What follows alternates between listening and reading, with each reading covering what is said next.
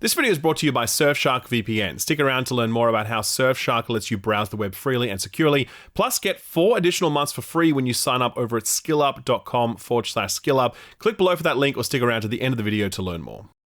This video contains some spoilers for the Silent Hill 2 remake. While this video doesn't spoil any major plot points or reveals, it does spoil a number of cutscenes and events that are best experienced firsthand rather than through a YouTube video.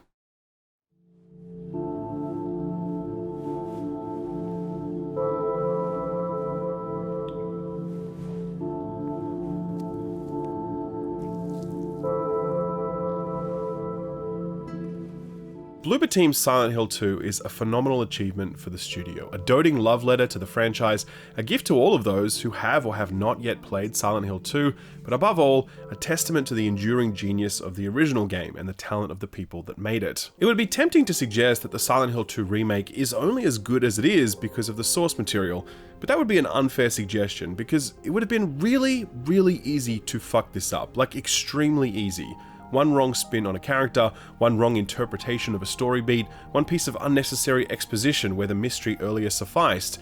Anything like that could have tipped this entire thing off balance, and I would argue that remaking Silent Hill 2 is actually one of the most challenging remake projects you can saddle up for, because you're not just giving Demon Souls a new coat of paint or improving Leon's combat repertoire, instead you're reinterpreting this profoundly sad story and asking, how do we tell this utilizing modern technology?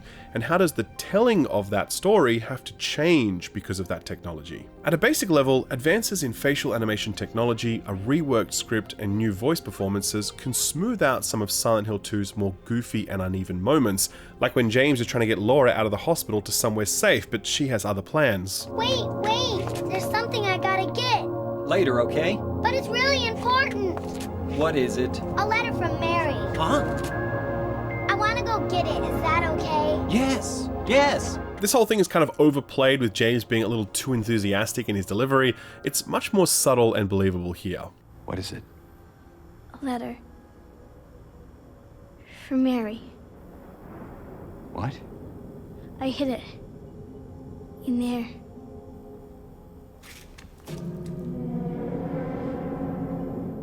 Another awkward example from the original is here, when Maria hands James a ring she just found. What's this? Not very cute, is it? Here, James. You take it. Thanks. James's thanks is just a little weird here. It's also kind of weird in the remake, given James's odd 1,000-yard stare, but at least it's more believable. Not very cute, is it? Here, why don't you take it? Thanks. More importantly, the amount of detail present in facial animations alone opens up an entirely new dimension to the way this story can be told. We can see 1,000,000 times more information in James's face in this remake than we could in the original, and that naturally begs the question, what exactly is James feeling? Like, we know he's sad, but what kind of sad? Gloomy? Crestfallen? Morose? That information would have been impossible to subtly communicate before, so Team Silent would have had to have left that up to the player's imagination or relied on heavy-handed dialogue as exposition. Take James's first meeting with Maria, where she tries to convince James to take her with him, and she begins probing at his complicated feelings towards his late wife. I look like Mary, don't I? You loved her, right? Or maybe you hated her. Don't be ridiculous. So it's okay? Yeah, fine. It's an exchange designed to seed something in the audience's mind, but it's much more deftly handled here in the remake. Is it because I remind you of her? You loved her, didn't you?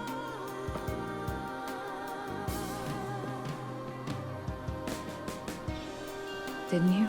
All right, just... Come on. So it's okay. Yeah. Here, Maria has a gaze that's both doe-eyed and probing, meant to appear demure but also carefully watching James for his response to her question. James sort of recoils at the question about his love for Mary, and rather than confront that, he abruptly agrees to take Maria along just to end the conversation. It not only makes the whole scene make much more sense and flow more naturally, but it's able to convey the same underlying message about James's feelings towards his wife without having to ask aloud, "Maybe you hated her?" ? The best example of how much these new facial animations add to the storytelling is here in the jail cell scene, when Maria continues to attempt to seduce James and he struggles with his conflicted feelings. Don't you want to touch me? I don't know. In the original, we only see the back of James's head here, and his struggle is only conveyed through his dialogue. But here in the remake, the scene is flipped. The camera is fixed on James's face, and we can see just how close he comes to giving into Maria's temptations. Don't you want to touch me?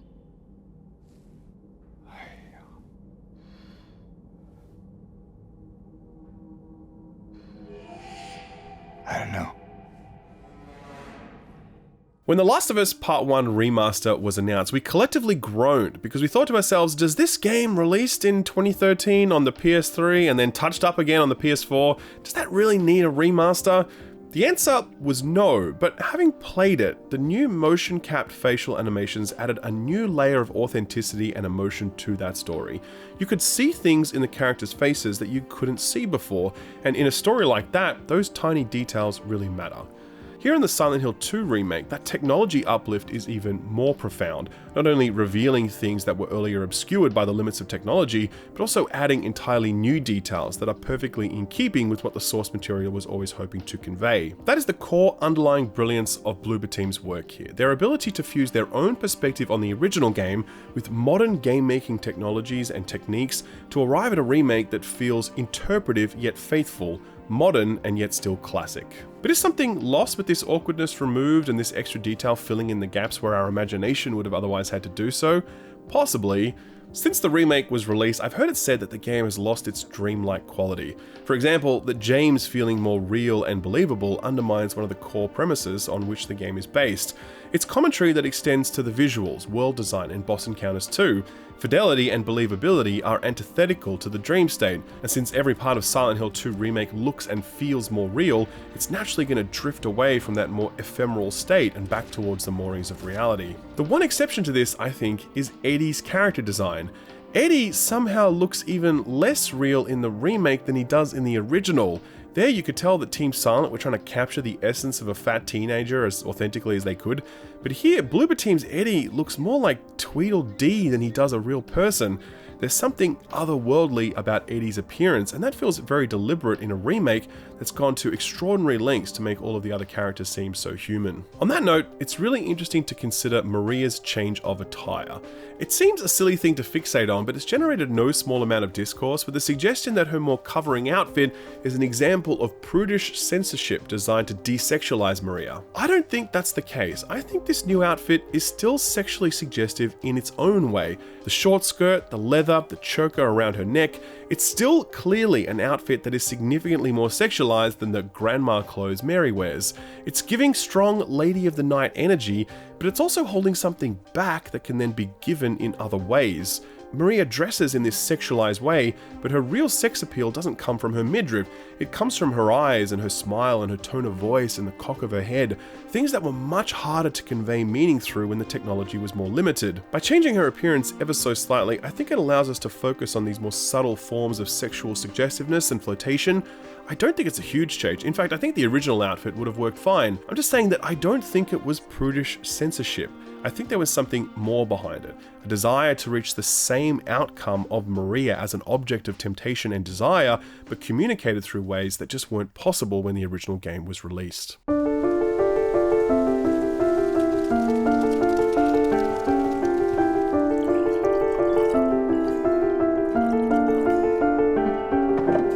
By and large, Bloober Team's retelling of the events of Silent Hill 2 is very faithful to the original, but they do dare to make contributions to that story where they feel it makes sense. The results are generally successful. When it works best is when the subtlety and restraint of the original is maintained. In the opening sequence of the original, the very first thing we see is James staring into that mirror, desperately wrestling with something. In the remake, however, the first thing we see are James's shaking hands.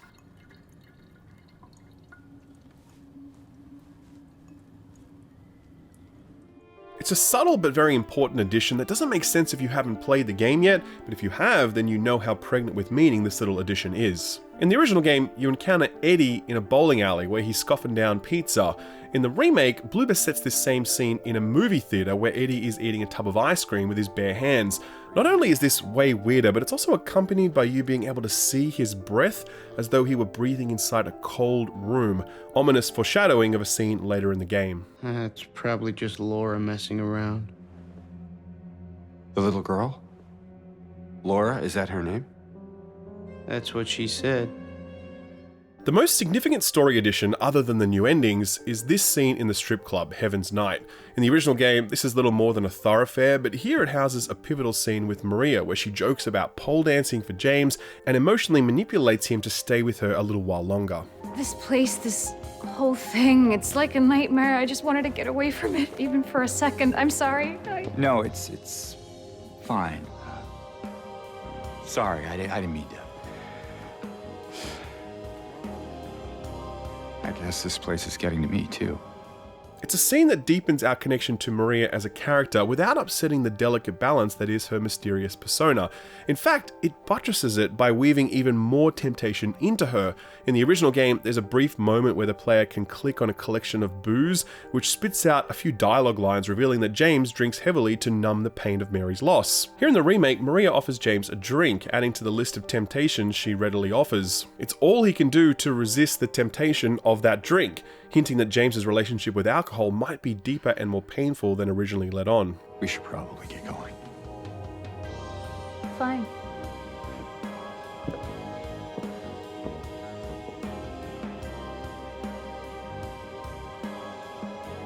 Ready when you are. The other significant Maria addition is this scene, where Maria recounts the local legend of the Lady of Light. There's a story told around these parts. Kind of a local legend. Tells of a woman who was cast out, sentenced to die on an island out on the lake. There was a man in town who fell madly in love with her. And every night, she would stand there on the shore, holding a lit candle to help him find his way. But this one night, a terrible storm broke out, caught him out in the open, and it blew out the candle. They say even then, the woman never lost hope. She kept coming out at night, kept lighting the candle to bring her beloved home, to lead him to shore. The obvious symbolism of this local legend is a little too on the nose, I think, as it leaves little to the imagination. However, Bloober team actually do something really interesting with this story later in the game. Many hours after this initial telling, the story is retold in the Historical Society records. And in this presumably more accurate recounting, it isn't a storm that blows the candle out, but rather the reflections of moonlight that confound the man, leading him to his doom. Maria's telling is doubtless self-serving given the nature of her character, and it's in this subtle difference that I think the story earns its place here in the remake. But not all of Bloober team's additions hit quite so right. A newly added scene with Angela in the park is one example. This is James's third meeting with her, and at the conclusion of it, Angela seems to see something which simply isn't there. Angela? No. Please. You shouldn't be here. It's hinting at something that is more subtly communicated in the original, the idea that people in Silent Hill are each seeing different things, but nowhere in the original is the idea presented quite so plainly. This aside, Bloober team's additions to this story demonstrate a deep understanding of and commitment to the original work, no doubt helped by the fact that they consulted with many of the game's original creators when making the remake. There is more story to enjoy here, but not so much that it distracts from the story that Team Silent first told, and what's been added is in service to that original story rather than trying to fix it or needlessly expand on it. It's a level of restraint that would have also served Bloober team's approach to level design, pacing, and combat, because where the remake remains sure-footed in its approach to storytelling, it's much shakier in these other elements.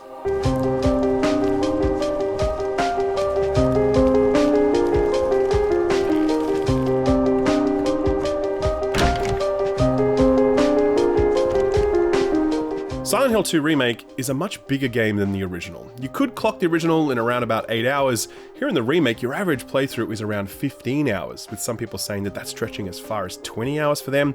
The extra cutscenes account for only a tiny fraction of that additional runtime. The rest comes from newly added explorable areas and a massive renovation to almost every existing area, making them both bigger and more labyrinthine. When this works, it works really well. A newly added sequence at the beginning of the game has you spending more time exploring the streets of Silent Hill before heading into Woodside Apartments. It feels right for you to get to walk these streets for a time, and getting to visit hollowed out bars and record shops gives you a glimpse of what Silent Hill was like before whatever tragedy befell it. It's when you start getting into Woodside and the hospital and the prison that these expansions feel less valuable. Each of these zones now has more real estate to explore, more doors to unlock, more puzzles to solve. It's more game, more playtime, but it also comes at the expense of pacing. The hospital in particular really drags on, taking several hours to complete, and you only get a short respite outside before you're thrust underground into the prison, which I think is actually the emotional high point of the game in the way that it concludes both Angela's and Eddie's stories.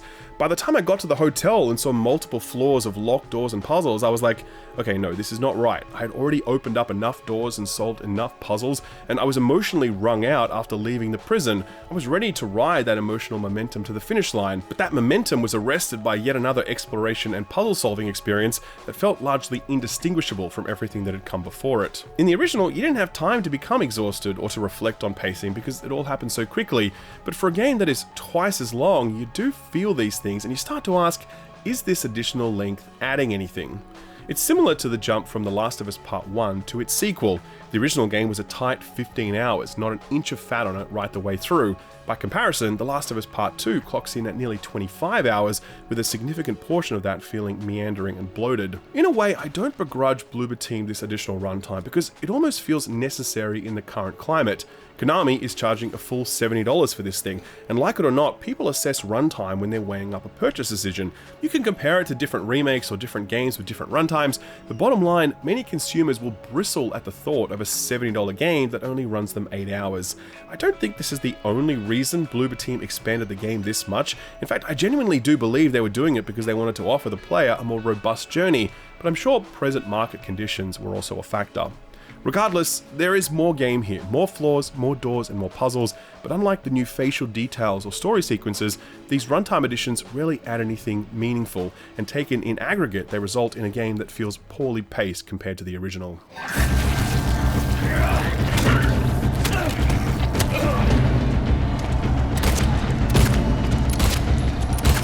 Silent Hill 2 Remake subtly but deftly expands both the story and the storytelling. It notably expands the amount of explorable space, but nowhere are Bloober Team's interventions more keenly felt than in the areas of combat, enemy, and boss design. That makes the most sense given that these things were easily Silent Hill 2's weakest components. The game was famously not great to actually play, with sluggish movement, simplistic shooting, and a rather comical melee animation. So obviously, Bloober Team had carte blanche here because there wasn't much worth retaining. It was effectively tabula rasa, and Bloober Team could create whatever sort of combat framework they wanted to because almost anything would have been better than what we experienced in the original. So what might Bloober Team have been aiming at? When we think about survival horror remakes, it's difficult to pull our eyes away from the Resident Evil remakes.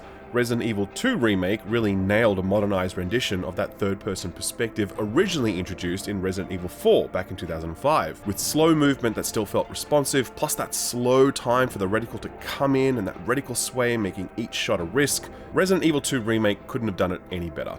But Resident Evil 4 Remake found a whole new level, and Leon S. Kennedy is one of the best controlling third-person characters in any video game. He is so snappy, so versatile, and it's thematically perfect, not only because this is an action game more than a survival horror, but also because Leon S. Kennedy is a certified badass with years of training behind him, so it's right that he feels this good to control.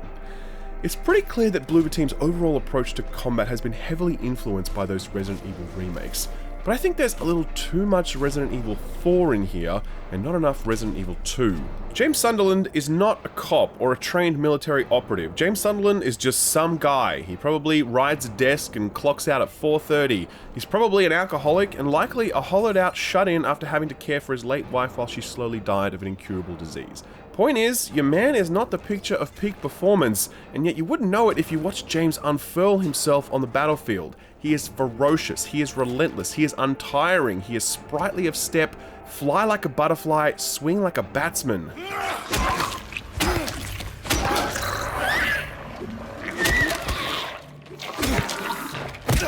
James is just too strong because he controls like a video game character in a game where James is meant to be antithetical to our traditional notions of a video game character. Put another way, James got hands, and I don't think he should.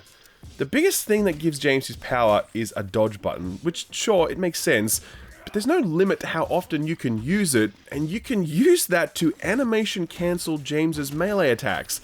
Furthermore, many of the enemies have these attack timings that you can begin to memorize, and if you time your dodge at the right moment, the dodge kind of gives you iframes, meaning that you'll entirely avoid damage even if you stay within the arc of an enemy's attack. Again, I don't think Silent Hill 2 should have iframes. In the original, combat was something that you would often avoid because it made sense to do so, but also because it just wasn't fun, so why bother? Here, combat is fun, and you want to do it. And you might say, well, isn't that the mark of a successful combat model? Well, it's one measure, but I'd say a more important one, especially in the context of Silent Hill 2, is does this combat feel authentic to the experience? And I would very firmly assert that it does not. I do not think this conveys how adult James should be. I think it engenders more excitement than it does tension, and I think it incentivizes aggression rather than survival, which is absolutely the wrong thing to be shooting for here given the nature of James's journey. Having said all of that, the boss encounters in the remake are a substantial step up versus the original. They are still thematically consistent in that each encounter tells the same story that they originally did, but basically every other aspect of the encounter has changed, making it more playable and delivering some of the most thrilling moments of the entire experience. The boss fight versus Abstract Daddy is easily the highlight, the best boss encounter in the entire game, and I'd say one of the best boss encounters I've ever played in a survival horror game. Thematically, it was already a very powerful and very affecting encounter, but here in the remake, the use of the environment creates this feeling of a descent into madness, transitioning seamlessly into the other world by the end of the encounter, with red motifs and burst steam pipes hinting at a reality that only Angela can see. It's kind of a shame that these boss encounters still suffer from the same underlying combat shortcomings that the rest of the game does. When you get the timing down for Abstract Daddy's attacks, it becomes extremely easy to juke him over and over again. That feels really misplaced when set against how suffocating and oppressive this fight is meant to feel. I do wish Bloober Team had approached combat with the same thoughtfulness that they did storytelling. The story, themes, and characters of Silent Hill 2 are entirely unique and remain that way over 2 decades later. In contrast, Silent Hill 2 Remake plays like any other modern survival horror game, which not only feels like an ill fit here, but a real missed opportunity as well.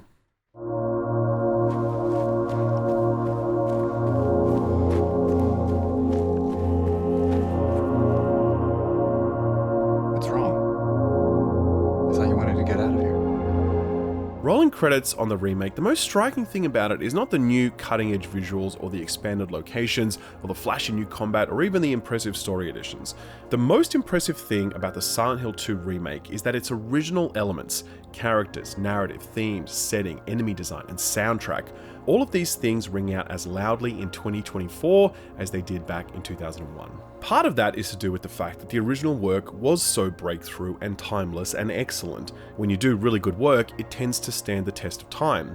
But part of it is also to do with the fact that for the most part, the AAA scene has not been willing to follow Silent Hill 2 down the path that it laid. Obviously, very few blockbuster games are going to tackle themes relating to eroticism, trauma, terminal illness, sexual assault, and suicide. The adultness of those themes would make most publishers squeamish if they so much as saw them in a pitch deck, let alone brought to life on screen. When a AAA game can cost hundreds of millions of dollars to make, you want to make something that can be enjoyed by as many people as possible, so truly confronting themes would make for a trickier ROI equation. Confronting challenging themes wholeheartedly happens every other day in the indie space. There, developers can't rely on flashy graphics and presentation, so they have to rely on other things to pull audiences in.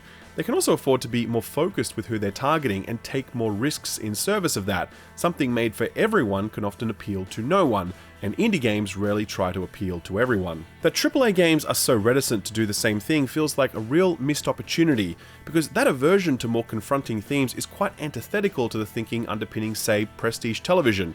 Sure, the Big Bang Theory and the Kardashians do big numbers, but the shows we actually care about and come back to are things like The Sopranos and The Wire, Breaking Bad, Better Call Saul, Succession, True Detective, Season 1 of course, and potentially Game of Thrones, were it not for that terrible ending. These are all confronting TV shows that aren't afraid to explore the things that we can't or won't explore in our real lives. Video games are known for giving us the freedom to inhabit other forms and do things we can't actually do, like fly a fighter jet or become a pro soccer player, but the depth of that fantasy stops short at the exact moment when it might disturb us or make us uncomfortable. They'll give us a gun and the ability to shoot people, but they won't ask us to genuinely reckon with what it means to take a life. That's what makes something like Spec Ops: The Line so timeless all these years later.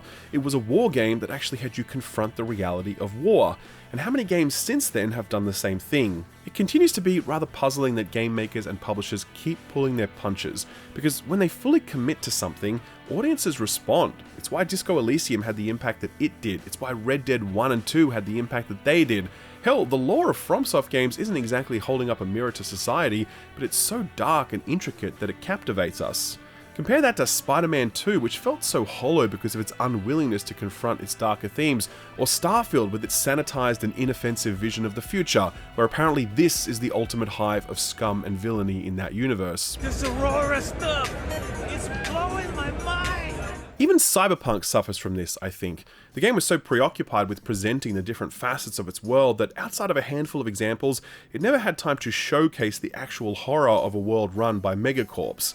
It was slack that was picked up by the Edge Runners anime, which did a far better job by centering its story on how hopeless life is in the underbelly of Night City, where the scramble for survival forces you to take risks you wouldn't take, bargaining away your literal humanity if it means you can keep going just one more day. Silent Hill 2 is another ringing of that bell, the sound of which we only hear every few years when a game is willing to actually say something, prompting thought and introspection on the part of the audience when they hear it. That is why it's maintained its currency over the past 2 decades, and that's why it still feels so modern today.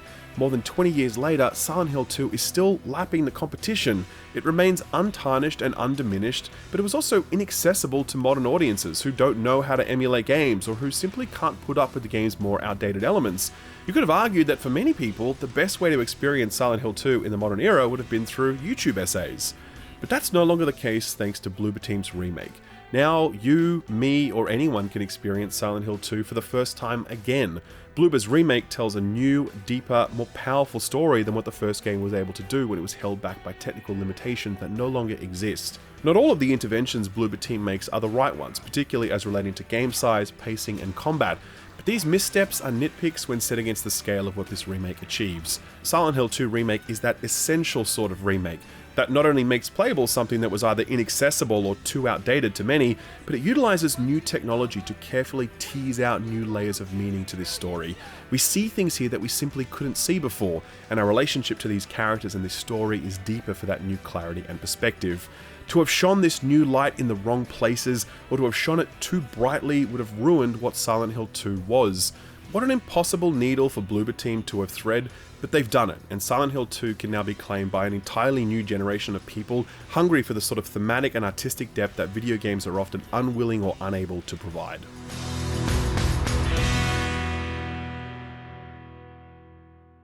It's actually never been more helpful to have a VPN for a bunch of reasons, and that's why I'm very happy to have the support of this video sponsor, Surfshark VPN. Right now, the internet is getting more and more carved up geographically, with companies limiting which content you can access and which price points you can buy things at based on where you live.